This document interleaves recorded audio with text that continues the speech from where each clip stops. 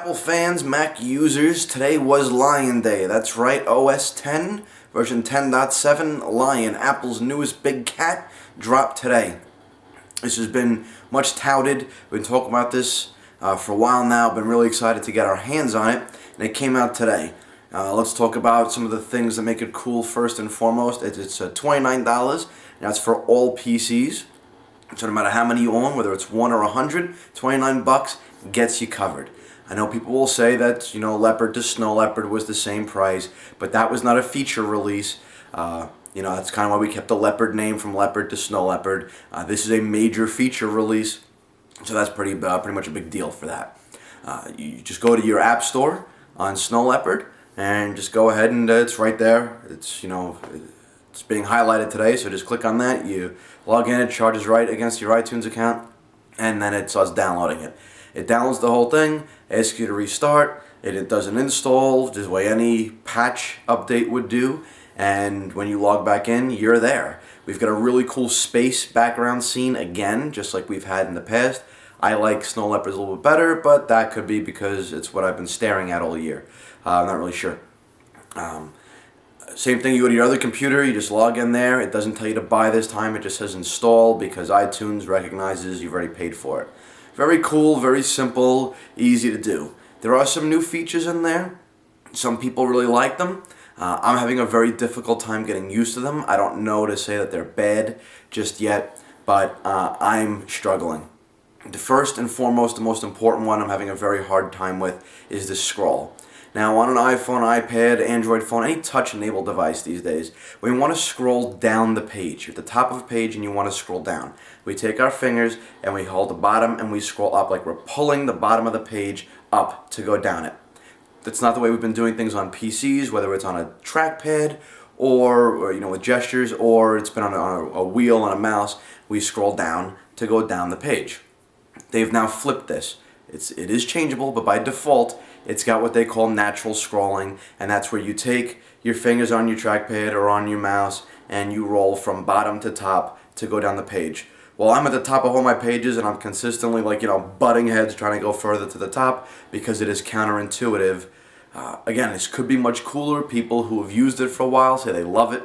I'm having a very hard time adapting to this. It's been all day long, and every single time I'll scroll, I'll get it wrong, I'll get it right, I'll want to scroll again further, and I'll get it wrong again. This could just be 30 years of programming in my mind, acting against it. I'm having a very hard time with it. I've already changed mine back. As you can see here in the video next to it, you can see how I'm using 2 fingers and I'm scrolling. Well, you can't see my fingers, but what I'm doing is I'm going from bottom to top, and it's scrolling down. I don't know, I'm having a hard time with it. The other thing is now, because of the way spaces work, 3 finger gestures are going across will now pull you from space to space across all these full screen apps. Problem with that is, in all of my browsers, 3 fingers would navigate forward and back. I don't really understand how to navigate in the browser now, because now I want to go back a page, so I do 3 fingers, my right to left, and what happens is I'm sliding over an entire space, and that's become a bit of an issue for me. I don't really understand how to navigate using gestures so far in the browser. There may be a way, but again, it's counterintuitive. The whole spaces thing brings me to the next flaw that I've found so far. At least not intuitive, not user-friendly, goes against what your natural movement would be. Previously, we had expose and spaces. Now, expose allowed us, we'd go up to, if you had a hot corner, you'd swipe up or you'd hit your key, and it would take all the windows that are stacked up one on top of the other, and it would arrange them.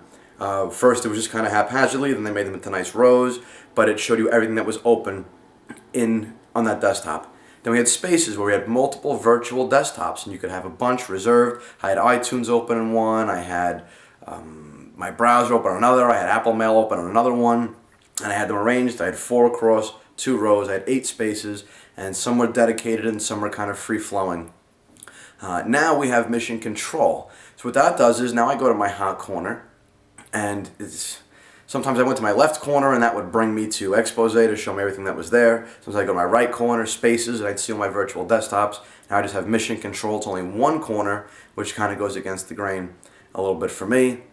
And the problem that I have with that is now it shows you all your spaces at the top and everything open inside of them. Well, I don't really like that. I mean, I like having a grid. I like knowing where things are. I can't pull and rearrange those spaces. I can close empty ones in between.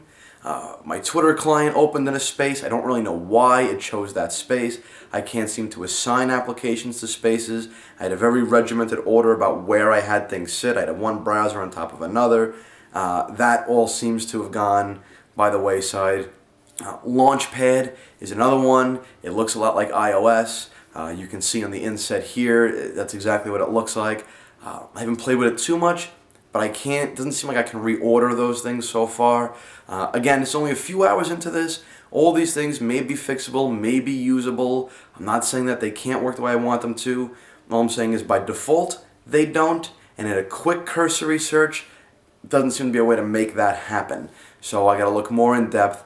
All I know is we took Snow Leopard, that worked very, very well, and did everything exactly the way I wanted it to. With Leopard, improved upon a little bit, and Snow Leopard, things got a little bit better, and now we have reinvented the wheel, which I don't know. I so far, not a happy camper. I guess it was the natural evolution. This was going to happen. I like to see if there's another way to do things.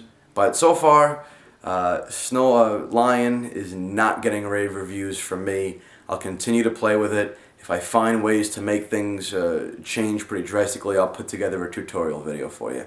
Okay? In the meantime, I'm going to check this out further. Let me know what you guys think. Send me your results, your user experiences. Tell me a little about your particular use case and see what maybe it's better or worse for you depending on how you use your machine. Very curious, very interested to know what other people are thinking about this. I'm going to go ahead and play with this a little bit further and hopefully I can fall in love with it. But so far, Apple, you guys know I'm not quick to give you guys strikes, but this is a big one for me so far. Now, we'll see how it turns out. I'll keep you posted. Talk to you soon.